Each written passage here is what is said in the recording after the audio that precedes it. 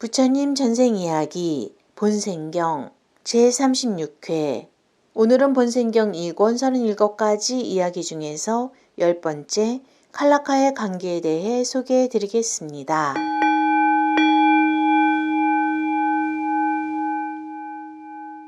이 전생 이야기는 부처님께서 중림정사에 계실 때 부처님을 해치려는 데바다타에 대해 말씀하신 것이다. 그때 부처님께서는 이렇게 말씀하셨다. 비구들이여, 데바다타가 나를 해치려는 것은 비단 지금의 일뿐만이 아니다. 그는 전생에도 나를 해치려 하였다. 그러나 조그만 두려움조차 내게 일으킬 수는 없었다. 비구들의 청에 따라 부처님께서는 다음과 같이 전생 이야기를 들려주셨다. 옛날 바라나시에서 야사파니 왕이 정법으로 나라를 다스리고 있었다. 그 왕의 신하로 칼라카라고 하는 아주 뚱뚱한 장군이 있었다. 칼라카 장군은 이 나라의 재판을 맡고 있었는데 사례금을 높게 받으면서 돈을 많이 가져오는 자에게는 토지의 진짜 주인이 아니어도 토지를 줘버리는 등 더러운 수단으로 사복을 채우며 지냈다. 어느 날 칼라카에게 사례금을 적게 올린 남자가 재판에 져서 울부짖으며 재판소를 나왔다. 그는 마침 그곳을 지나던 사제 담마다자를 보고 그 발에 엎드려 울부짖으며 호소하였다. 당신처럼 올바른 마음을 가진 분도 임금 곁에 계시는군요. 하지만 칼라카 장군은 많은 뇌물을 준 쪽만을 재판에 이기게 하고 있답니다. 나는 가지고 있던 돈이 적어 토지를 빼앗기게 되었습니다. 사제는 재판에 진 남자가 회한에 찬 울음을 터뜨리는 모습을 보면서 생각하였다. 이래서는 안 된다. 이런 재판을 허용할 수는 없다. 나를 따라오시오. 내가 다시 그대의 토지에 관해 재판해 주겠소. 담마다자는 그를 데리고 재판소로 갔다. 길가에 무리지어 두 사람을 지켜보고 있던 수많은 사람들은 재판의 결과가 수정되는 것을 보기 위하여 웅성거리며 몰려갔다. 사제는 재판을 다시 하여 본래의 토지 소유자가 진짜 소유자라고 판결하였다. 지금까지 울고 있던 남자는 뛰어오를 것처럼 기뻐했다. 그때까지 칼라카 장군의 비리를 알면서도 묵인하고 있던 사람들은 환호성을 지르며 서로 기뻐하였다. 올바른 재판의 결과에 모두들 박수를 보냈다. 사람들의 환호성이 왕궁에까지 들려오자 왕이 대신에게 물었다. 지금 무슨 소동이라도 일어났는가? 전하, 담마다자가 잘못된 재판을 다시 수정하여 판결을 내렸기에 수많은 사람들이 박수를 치며 환호하고 있는 것입니다. 왕은 즉시 담마다자를 불러 물었다. 그대는 소송을 올바르게 재판하였는가? 그렇습니다. 전하, 칼라카 장군이 그릇되게 판결 내린 것을 제가 다시 재판하였습니다. 그 말을 들은 왕은 말했다. 그렇다면 지금부터는 그대가 재판을 맡아라. 그러면 나는 언제나 저처럼 사람들의 환호성을 들을 수가 있지 않겠는가? 담마다자는 거절하였지만 왕도 쉽게 물러서지 않았다. 칼라카의 재판은 돈 없는 자가 언제나 불리하게 판결을 받았다. 그러니 부디 그대가 올바른 재판을 해주길 바라노라. 왕의 간청에 어쩔 수 없이 담마다자는 승낙하였다. 그리하여 이 나라 사람들의 소송은 올바르게 판결을 받게 되었다. 한편 일자리를 잃고만 칼라카 장군은 무슨 짓을 하여서라도 담마다자를 모함하여 다시금 자신이 재판관이 되겠다고 다짐하고 있었다. 그러기 위해서는 왕을 꾀어 왕의 힘으로 담마다자를 죽이는 수밖에 없다고 생각하였다. 어느 날 칼라카는 왕이 기분 좋을 때를 골라서 말하였다. 전하, 알고 계십니까? 담마다자라고 하는 사내는 이 나라의 많은 사람들의 추앙을 받으면서 자신이 국왕이라도 된 양 착각에 사로잡혀 있습니다. 적당한 시기를 골라 전하의 왕국을 손에 넣으려고 음모를 꾸미고 있다고 합니다. 칼라카여, 그런 근거 없는 이야기를 함부로 하지 말라. 왕은 물론 귀담아 듣지 않았다. 하지만 칼라카는 끈질기게 왕을 설득하였다. 전하, 저의 말씀을 믿지 못하시겠다면 그가 왕궁으로 올 때 창으로 보시기 바랍니다. 그러면 이 도시의 사람들이 전하보다도 그를 더욱 추앙하고 있음을 알게 되실 것입니다. 왕은 다음날 창을 열고 거리를 내려다보고 있었다. 그리고 수많은 사람들이 담마다자에게 재판을 부탁하느라 앞다투어 몰려드는 것을 보았다. 왕은 자신의 통치 아래 있다고만 생각했던 사람들이 저 정도로까지 담마다자에게 의지하는 모습을 보자 담마다자라는 존재가 불안스럽게 느껴졌다. 왕은 칼라카 장군을 불러서 논의하였다. 칼라카여, 그대가 말한 것이 사실이로다. 이렇게 된 이상 담마다자를 사람들에게서 떼어놓지 않으면 안 되겠구나. 칼라카는 수염을 쓰다듬으며 생각에 잠긴 척 하였다. 그리고 속으로는 아주 잘 되었다고 생각하며 말했다. 전하, 깊이 고민하실 일이 뭐 있겠습니까? 담마다자를 죽여버리면 사람들은 예전처럼 다시 전하만을 존경하고 의지할 것입니다. 하지만 나는 죄 없는 사람을 죽일 수는 없다. 그렇다고 해서 물러날 칼라카가 아니었다. 속으로 다음 단계까지 생각하고 있었던 것이다. 전하, 그를 죽일 방법이 있습니다. 어떤 방법인가? 그에게 불가능한 일을 명령하시는 것입니다. 그리고 수행해내지 못했을 때는 명령에 불복한 죄로 죽이면 되지 않겠습니까? 담마다자는 무엇이든 다 해낼 수 있는 사람이다. 그에게 불가능한 일이란 있을 턱이 없지 않은가? 아닙니다. 분명히 있습니다. 칼라카는 차가운 웃음을 지었다. 그리고 이마에 주름살을 모으며 잠시 생각하는 듯 하다가 말하였다. 전하, 좋은 생각이 있습니다. 그를 부르셔서 이렇게 말씀하십시오. 내일 왕궁의 정원에서 대신들과 주연을 베풀고자 한다. 그러니 내일까지 새로운 정원을 만들고 나무에 과실을 연글게 할 것이며 아름다운 꽃을 피워내도록 하라. 라고 말입니다. 그 아무리 위대한 능력을 갖춘 남자라 할지라도 단 하루에 아름다운 정원을 만들어내는 일은 불가능합니다. 어딘지 실수가 있게 마련일 것입니다. 그러면 그것을 제목으로 하여 그를 처형하면 일은 간단히 끝나는 것입니다. 좋다. 그렇게 하기로 하자. 왕은 그렇게 말하고서 칼라카를 집으로 돌려보내고 대신 담마다자를 불렀다.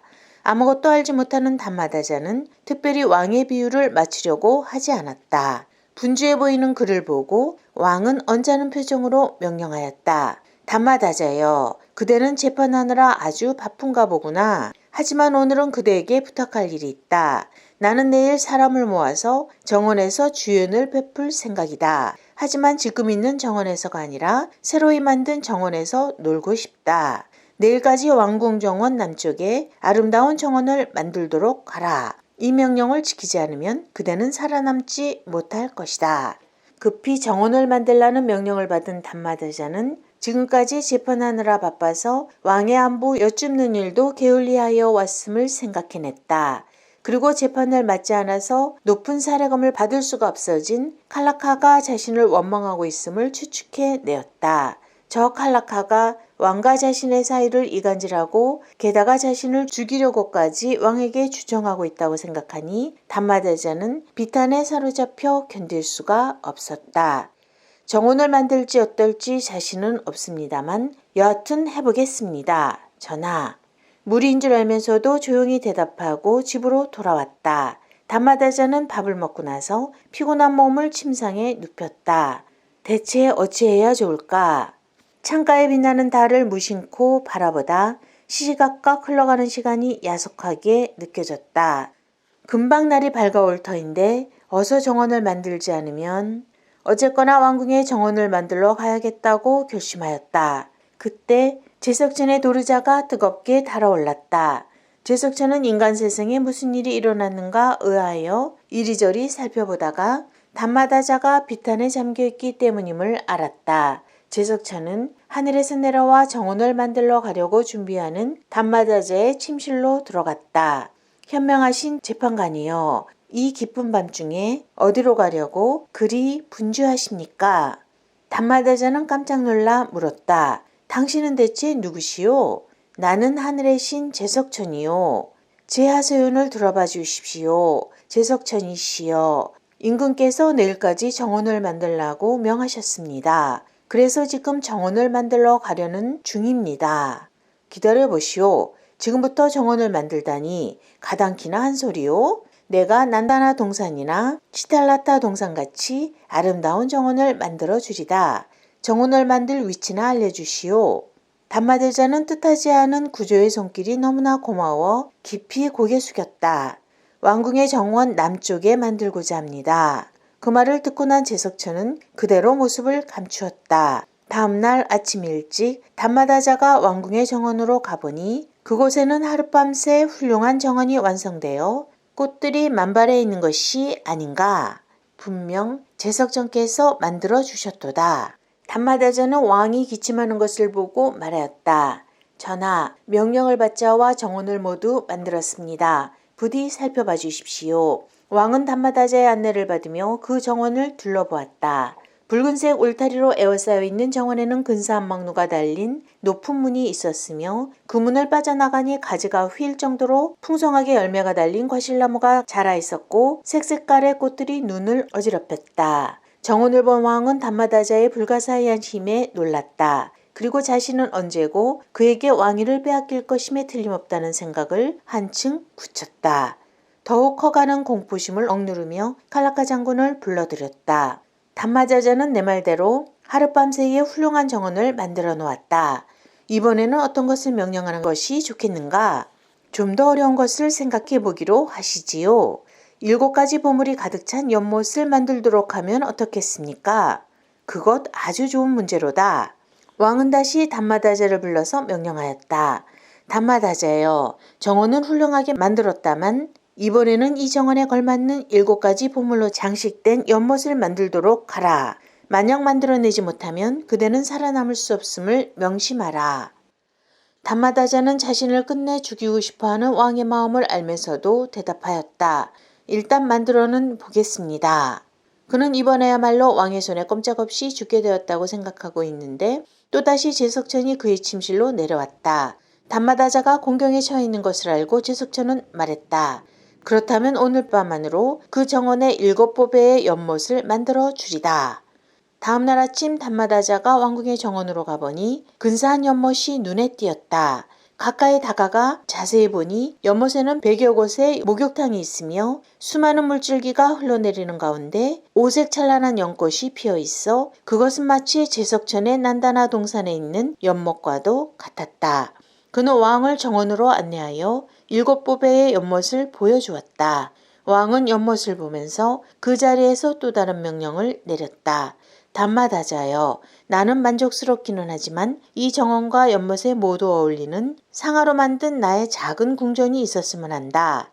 만약 짓지 못하면 그대는 살아남지 못할 것이다. 단마다자는 끝내 자신을 죽이려 드는 왕의 마음에 한탄을 금하지 못한 채 집으로 돌아왔다. 그러자 또 제석천이 단마다자의 침실에 나타났다. 이번에는 단마다자가 먼저 제석천에게 애원하며 말하였다. 제석천이시여, 왕의 명령은 한도 끝도 없습니다. 이번에는 얼마나 이치에 닿지도 않는 명령을 내렸는지 아십니까? 아무래도 저의 목숨을 빼앗을 셈인가 봅니다. 내가 있지 않소. 걱정 말고 말해보시오. 이번에는 또 어떤 주문을 해왔소? 상하궁전을 정원에 만들라는 명령입니다. 좋소. 만들어주리다. 이번에도 제석천이 상하궁전을 만들어 주었다. 다음날 아침 단마다자는 왕에게 궁전을 보여주었다. 왕은 묵묵히 바라보았다. 그런 뒤에 칼라카를 불러서 물었다. 더 이상 내게는 좋은 생각이 떠오르지 않는다. 이제 또 무슨 명령을 내려야 좋을까? 그러자 칼라카가 답하였다. 상하궁전에 걸맞는 호화로운 보석을 만들어내라고 하면 어떻겠습니까, 전하? 왕은 단마다자를 불렀다. 지금까지 많은 것을 만들어 주었구나. 하지만 이번에는 이 궁전을 보석으로 치장하라. 보석의 찬란한 광채가 밤낮으로 정원을 환히 비추도록 말이다. 만약 보석을 준비해 오지 못한다면 그대는 죽음을 면치 못할 것이다. 집으로 돌아온 단마다자의 앞에 예의 제석천이 또 나타났다. 단마다자의 부탁을 들은 제석천은 보석을 만들어 궁전을 장식했다. 왕은 다음날 아침 몸소 정원으로 나가서 그것을 보았다. 그리고 역시 칼라카를 불렀다. 왕은 칼라카보다 단마다자 쪽이 더 뛰어나다는 것을 충분히 느끼고 있었던 것이다. 칼라카여, 이번에는 또 어떻게 해야 할까? 칼라카도 곤란한 표정으로 온갖 머리를 짜서 답하였다. 전하, 단마다자에게는 무슨 소망이든 다 들어주는 하늘의 신이 따라다니는 것 같습니다. 그렇다면 하늘의 신도 만들어낼 수 없다고 하는 4가지 덕을 갖춘 인간을 데리고 오라고 명령하시면 어떻겠습니까?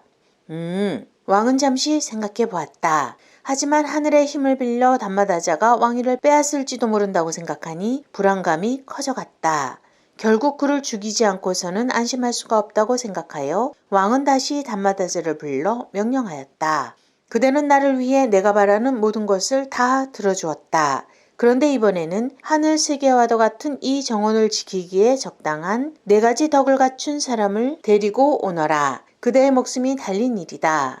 그런 사람이 어떻게 이 세상에 있겠습니까? 제가 데려올 수 있을지 잠시 생각이나 하게 해 주십시오.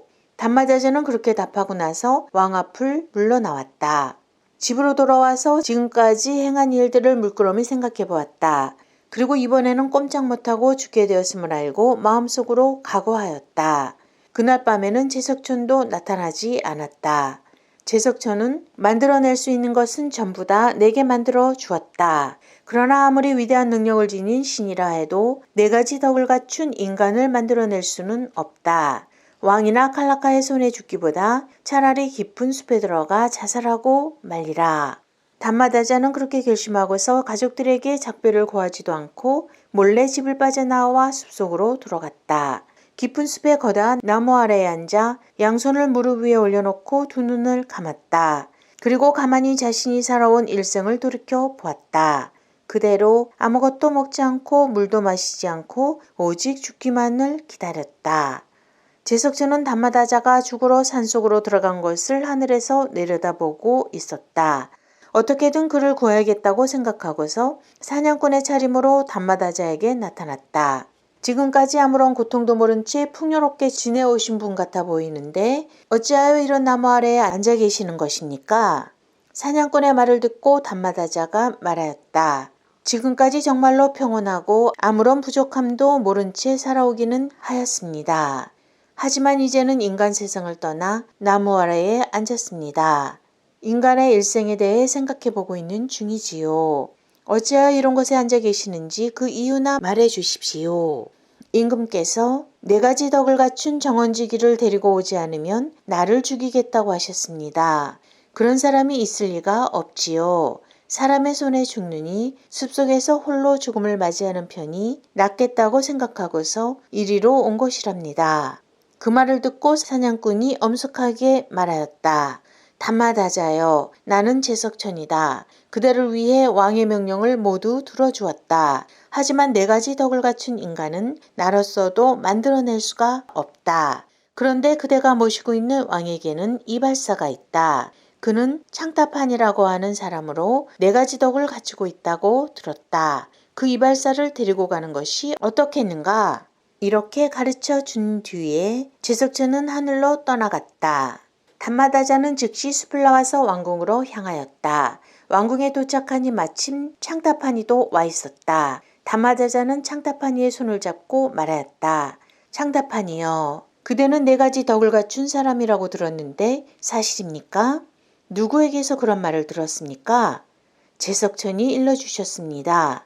왜 그런 일을 당신에게 일러주셨는지요? 임금께서 4가지 덕을 갖춘 사람을 데리고 오라고 저에게 명령하셨기 때문입니다. 담마다자는 창타판이에게 지금까지의 경위를 모두 이야기해 줬다. 그렇습니다. 나는 4가지 덕을 갖추고 있습니다. 창타판이의 답을 듣고 담마다자는 그를 왕에게로 데리고 갔다. 전하의 이발사인 창타판이는 4가지 덕을 갖춘 사람입니다. 정원지기를 고용하시려면 이 사람을 쓰도록 하시지요. 그 말을 들은 왕은 의아하게 생각되어 물었다. 창타판이여, 그대는 단지 이발사였지 않았는가? 전하, 저는 4가지 덕을 갖추고 있습니다. 그렇다면 묻겠노라. 어떤 4가지의 덕을 갖추고 있다는 말인가? 창타판이는 답하였다.